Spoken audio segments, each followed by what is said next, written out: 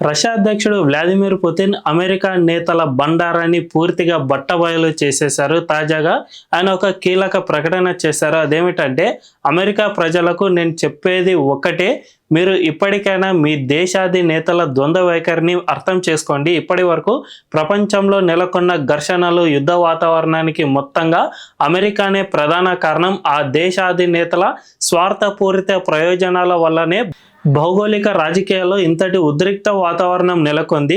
So America నేతలు స్వార్థపూరిత ప్రయోజనాలను వదులుకున్నప్పుడు ప్రపంచ సంక్షేమానికి వీళ్ళు ఎప్పుడైతే కృషి చేస్తారో అప్పుడు మాత్రమే ప్రపంచంలో సంక్షేమం ఉంటుంది. అంతే తప్ప ఈ నెపాన్ని రష్యాపై మోపే ప్రయత్నం చేస్తే మీకు ఎట్టి పరిస్థితుల్లోనూ లాభం ఉండదు. రష్యా ఇప్పటికీ ప్రపంచ శాంతి కోసమే కృషి చేస్తుంది. కానీ అమెరికా ద్వంద్వ వైఖరి వల్ల మాత్రమే ఇటువంటి ఘర్షణ వాతావరణం నెలకొంది అని ఆ దేశాధినేతల బండారాన్ని పూర్తిగా బట్టబయలు చేశారు.